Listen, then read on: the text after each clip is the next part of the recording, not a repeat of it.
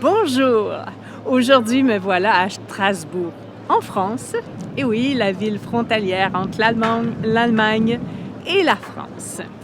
Donc, j'ai envie de vous parler de cette belle ville que j'ai visitée. Ce n'est pas la première fois que je viens à Strasbourg, mais j'aime toujours autant y revenir. Et cette fois-ci, c'était vraiment spécial parce qu'en fait, j'étais invitée par une amie que j'ai connue à Ravensburg et on a passé un merveilleux week-end parce qu'en fait, j'ai rencontré 2 femmes d'expat à Ravensburg qui vivent maintenant ici à Strasbourg.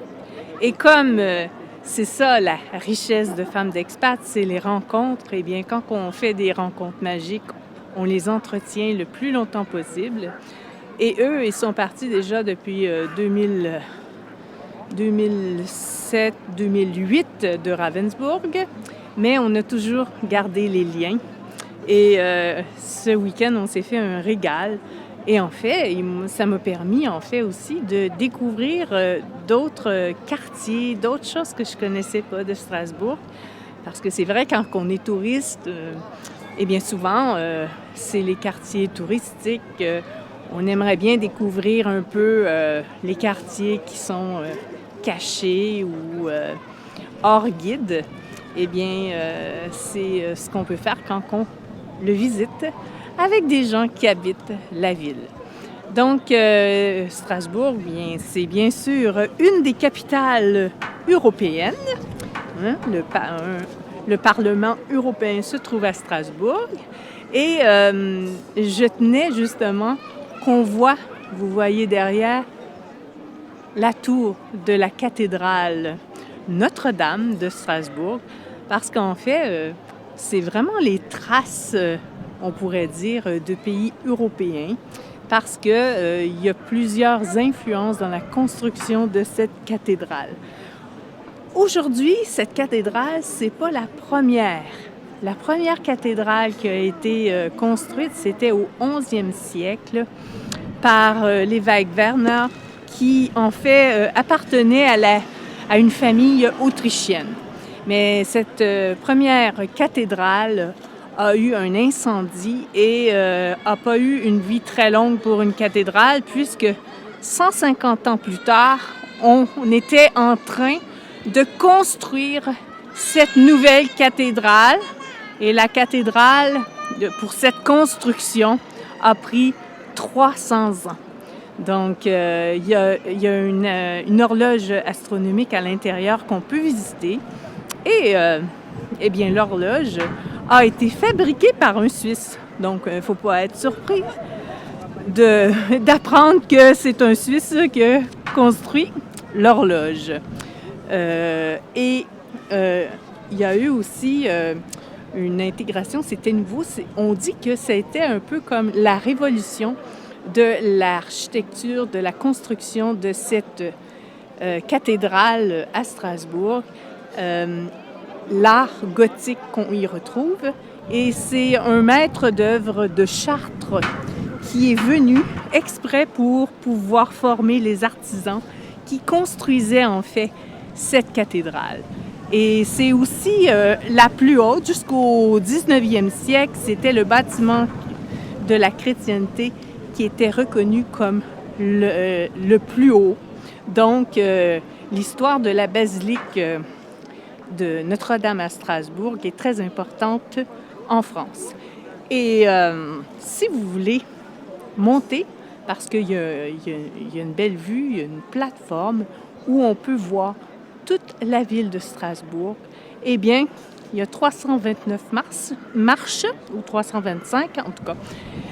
C'est dans ce nombre-là de marches qu'il faut être prêt à monter pour pouvoir voir cette vue de Strasbourg. Moi, je ne l'ai pas fait parce qu'il y avait trop de monde. Vendredi, c'était noir de monde. Donc, il y avait une longue queue. Et aujourd'hui, j'aurais pu, mais j'avais d'autres plans.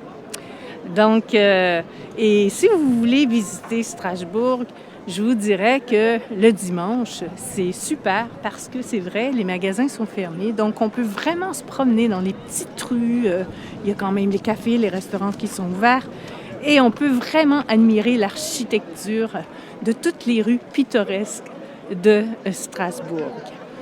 Et il y a le tour en bateau-mouche. Vous voyez qu'il y a plein de monde derrière moi, mais eux, ils attendent de prendre le bateau-mouche pour apprendre sur la ville par les canaux. Donc, il y a vraiment beaucoup de choses à faire à Strasbourg. On peut y passer une semaine sans problème. Et je crois pas qu'on peut même tout voir en une semaine. Et cette fois-ci, j'ai découvert aussi l'orangerie. Et l'orangerie, il y a vraiment un grand parc pour se balader, pour marcher. Il y a le musée de l'orangerie, il y a un petit zoo dans le parc. On peut relaxer, s'asseoir, travailler. C'est vraiment agréable. Moi, j'ai vraiment eu un coup de cœur pour ce parc et maintenant, quand je vais revenir à Strasbourg, l'orangerie, en tout cas le parc, ce serait vraiment un incontournable. Et il y a aussi un petit café où on peut boire, on peut manger.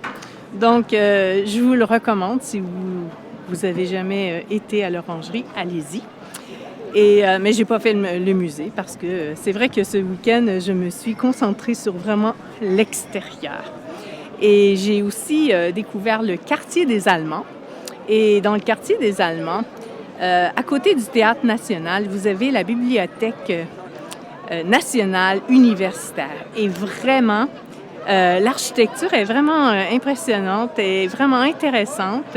Il faut entrer dedans et vous allez voir, c'est moderne, mais c'est vraiment, vraiment intéressant comment ça s'est fait. Bon, je vais enlever mon chapeau parce que j'ai peur qu'il s'envole finalement dans l'eau. Et je tiens à mon chapeau. Donc voilà, et c'est côté gastronomie, eh bien je vous dis, il faut aller absolument manger une tarte flambée. Il y a beaucoup d'endroits qui le font. Il faut trouver des endroits qui sont faits maison. Il y en a que c'est du tout fait, mais il faut vraiment trouver une petite place où vraiment les tartes flambées sont faites maison. Ça, c'est une spécialité de l'Alsace. Et en tout cas, c'est léger. Et je vous dis, prenez le temps de le découvrir. Et j'ai aussi découvert cette fois-ci une nouvelle viennoiserie que je ne connaissais pas.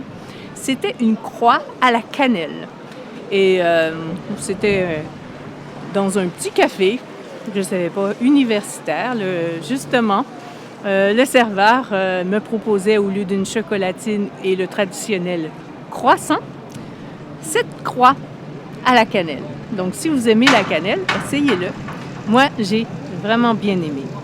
Donc, c'est mes petites recommandations pour Strasbourg. Je vous ai dit ce que moi, j'ai aimé. Et je vais revenir et j'espère que mes copines seront encore longtemps à Strasbourg parce que j'aime bien cette ville, j'aime bien revenir. Et en plus, on peut justement passer du bon temps. Donc, on entretient nos relations et comme je vous ai dit, bien, c'est la richesse des expatriés de pouvoir faire de belles rencontres comme celle-ci. Donc, je vous invite, si vous avez envie de m'écrire des découvertes que vous avez faites, en fait, à Strasbourg, sous la vidéo, eh bien, écrivez-les dans les commentaires. Ça me fera plaisir de découvrir. Et bien sûr, inscrivez-vous, abonnez-vous à ma chaîne en appuyant sur le bouton abonner. Et ça me fera plaisir que vous soyez avec moi pour me suivre. Là-dessus, je vous dis un beau petit ciao ciao et je vais continuer la découverte de Strasbourg.